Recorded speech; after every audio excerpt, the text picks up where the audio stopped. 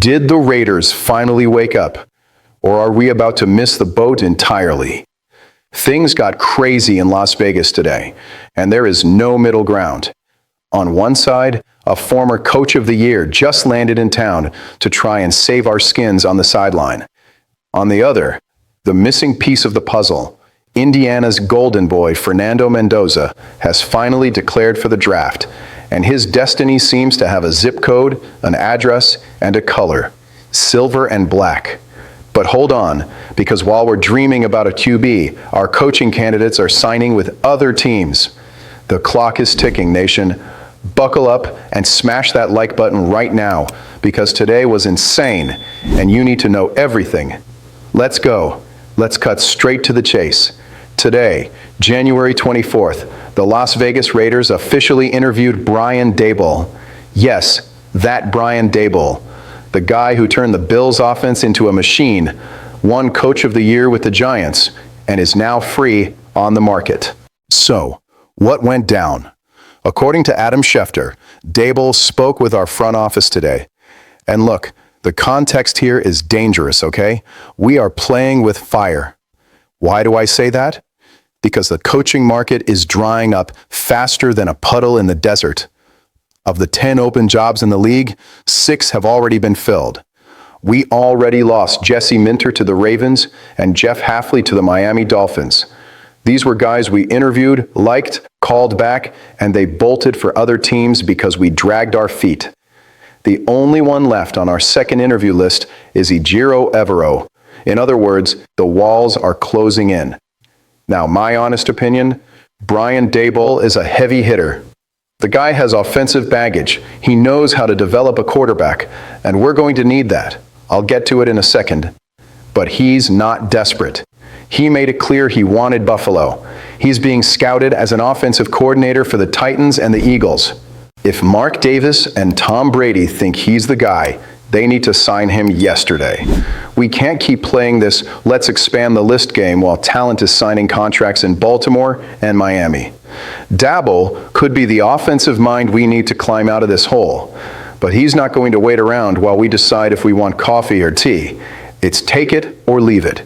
The front office has the ball in their court, or a ticking time bomb in their hands. If the coaching situation is giving me an ulcer, what happened with the draft is enough to make any Raiders fan grin from ear to ear. Forget cheap speculation. It happened. Fernando Mendoza has officially declared for the 2026 draft. Oh, Ryan, but so what? So what? It's practically impossible to imagine the Las Vegas Raiders not selecting this kid with the first overall pick. The writing is on the wall, guys. We have the number 1 pick. Mark Davis, Brady, and our GM John Spytek were there, live, watching Mendoza tear it up in the college football final. The guy is 6'5", 225 pounds, has a cannon for an arm, and just won the Heisman.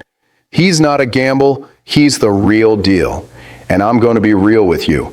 We need him. Oh, but we have Geno Smith. We have Aiden O'Connell. Give me a break, right? Geno Smith costs a fortune. He's 35, and he came in a package deal with Pete Carroll, who's already gone. O'Connell? I love his grit. He's a luxury backup. He's cheap, but he is not the guy to take us to the Super Bowl. And there's one more detail that makes Mendoza mandatory. This year's quarterback class has turned into a wasteland. Dante Moore decided to go back to school. The gap between Mendoza and the rest, like Alabama's Ty Simpson, is gigantic. Either we take Mendoza or we're left with no one elite. Just imagine Brian Daboll drawing up plays for Fernando Mendoza. It's the ultimate dream for any offensive fan. We have a golden opportunity to solve the quarterback position for the next 15 years. Mendoza has precision, 72% completion rate. He has leadership. He has that championship mystique. The Raiders put themselves in this ridiculous situation of needing a QB through pure incompetence in the past. But now, the solution just fell into our laps. Don't overthink it, Spytek. It's Mendoza all the way. Bottom line, the coaching market is on fire, and we're running out of chairs in this game of musical chairs. but Brian Daboll could be our offensive savior. And in the draft, the path is clear for Fernando Mendoza to wear silver and black.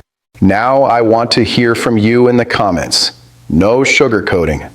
With the coaching market drying up like this, would you go all in on Brian Daboll right now to guarantee a mentor for Mendoza?